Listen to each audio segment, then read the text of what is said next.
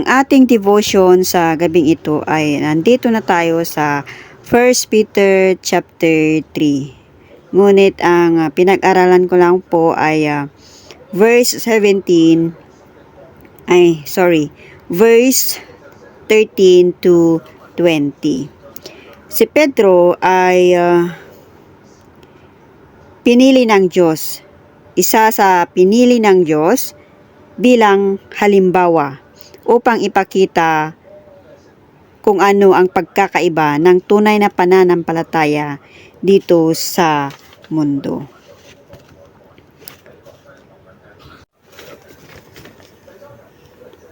Basahin ko po muna dito sa verse 13 to 17. At sino naman ang gagawa sa inyo ng masama kung masigasig kayo sa paggawa ng mabuti?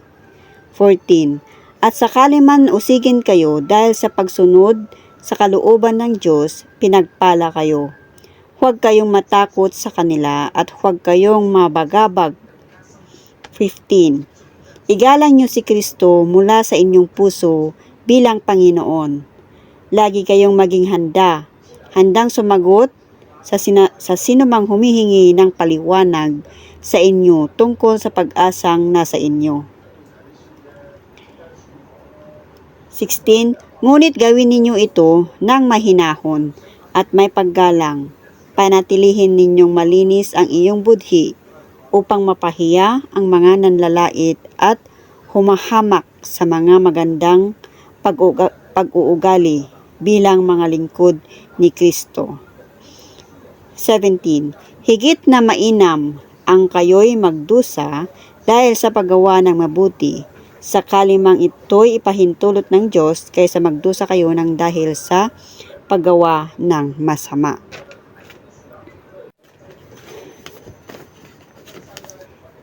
Itinuturo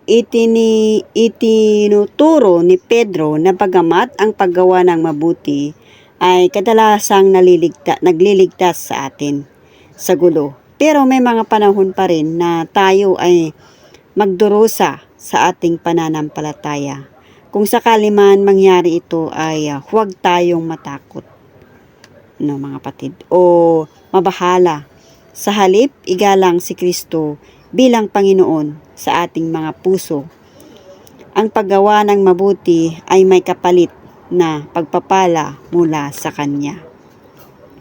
Parang sinasakop na rin to ng evangelism, mga kapatid.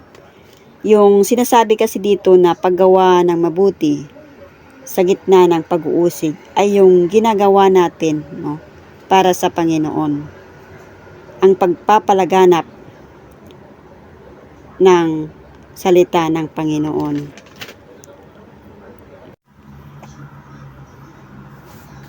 Minsan, pag tayo ay lumalabas for evangelism ay nakakaranas din tayo ng pang-iinsulto.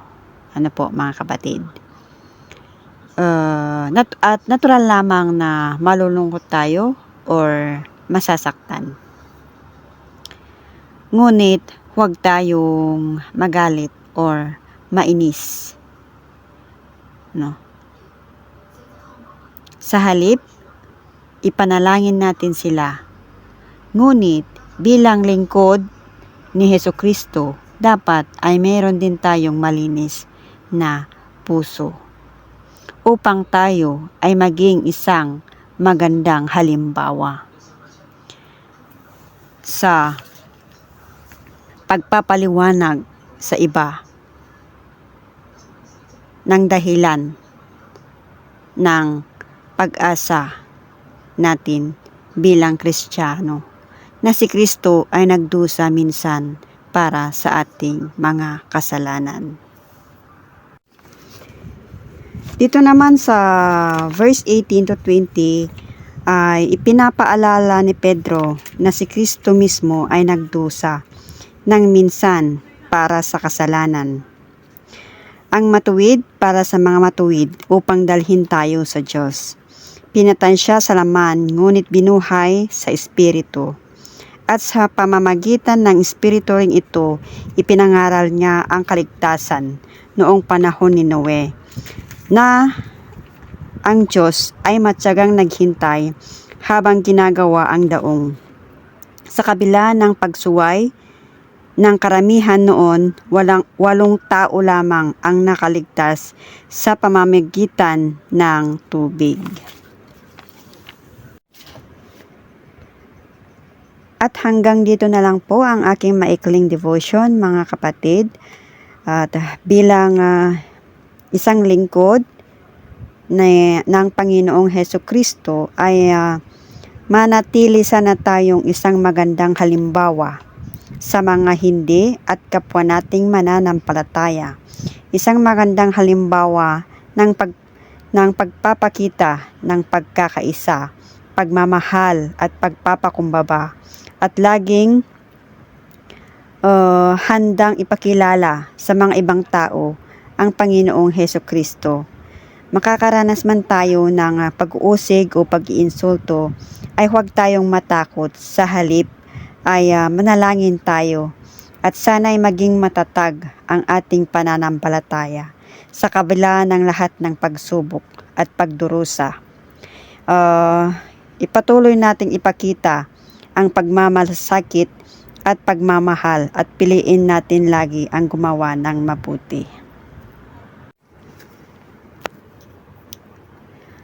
Dahil ito po ang kalooban ng Panginoong Hesukristo. Okay, maraming salamat po sa pakikinig, mga kapatid. At sa Diyos ang papuri. God bless us all. Ibinabalik ko na po sa ating presider at hindi ko po alam kung meron siyang karagdagan or correction po sa ating devotion. Talk to you, Ate Pastora Maricel Kumpas.